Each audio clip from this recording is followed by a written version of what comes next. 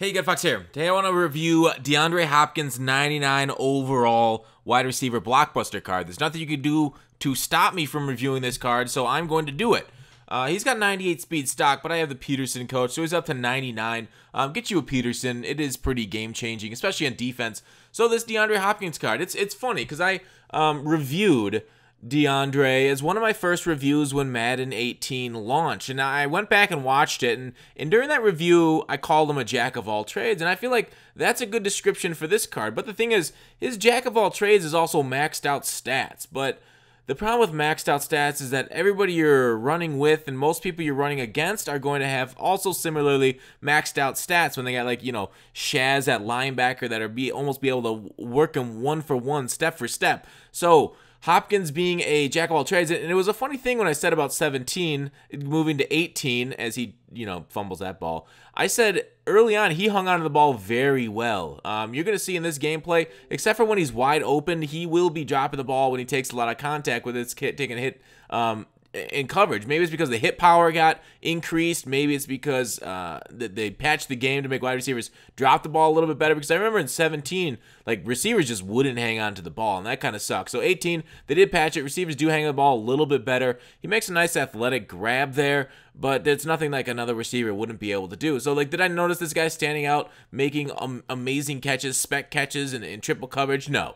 DeAndre Hopkins is not going to, say, change your game plan to allow you to basically go up and spec catch holding the Y like you'd expect a card of these stats to do. That's just not how he plays. That's not how the game plays. Don't expect any different. But a solid run blocker, a great route runner there on C routes. You can see me just exploit that all game long. You got to adjust the C routes if you're on defense here this late in the game.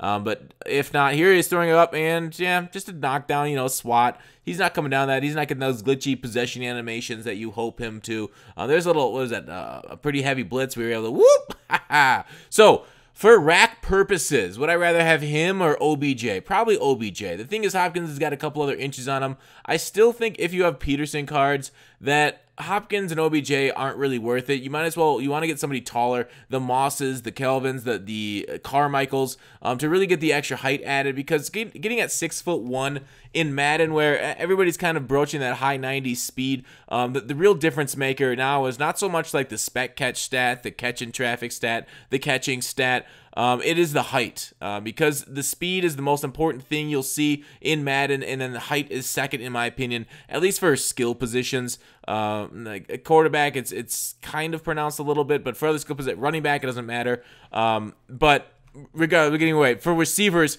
height, speed is what I look at first when I'm looking at cards. Obviously, if they only have like 80 catch in traffic, that's gonna be a big red sign around this card, or basically a scarlet letter. So let's not put any A's on our chest here and get an 80 catch in traffic. But the way Madden does cards, basically, they don't really like make cards like too like weirdly statted, like just super low in one stat if you're kind of like an NFL superstar like Hopkins. So even though like Hopkins I would say he's a under the radar kind of star wide receiver in Madden, he doesn't get the same love. Like so Hopkins probably as a real life receiver is better than Harold Carmichael, but Harold Carmichael in Madden far superior to a Hopkins card. It's just the way the game plays. It's hard to translate how well they can spectacularly make plays. Like there is quadruple coverage. Yeah, you're not coming down with that. I try. I really tried the cover 2-beater against all the new speed we have in the field with the BB players. It just doesn't work.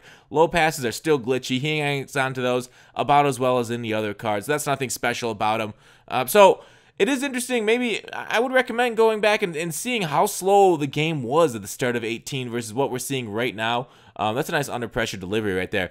Versus like what we're seeing right now with how fast these guys are moving the field. The reads have to be that much quicker. Like I was throwing C routes at the beginning of the game and throwing basically on break at times, and the guys weren't, the C routes would still be completed, but the guys weren't like freaking out about it. So C routes, I think they're going to be dead in 19, but 18 so far, just keep using them while you got them, because smoke them while you got them is the old sage advice we get from our teachers, or at least I did my teacher before blacking out for a little bit and then waking up and having to talk to the police for a second or two. So, do I recommend the card? Yes, absolutely. If you don't have Peterson, 98 speed is still game breaking. If you don't, if you can't afford maybe him, but you can afford one stud receiver, would I rather him or somebody like a Moss? I think I'd still rather the height on a Moss, and And it's still, I think OBJ I'd still rather have than him because of the rack success with him. But I think Hopkins is a perfectly cromulent receiver. Great stats all across the board, basically maxed out. But that's it. Hopkins out of 10. I'm going to give him a 9.2. Thanks for watching Call to Action. I'll see you tomorrow.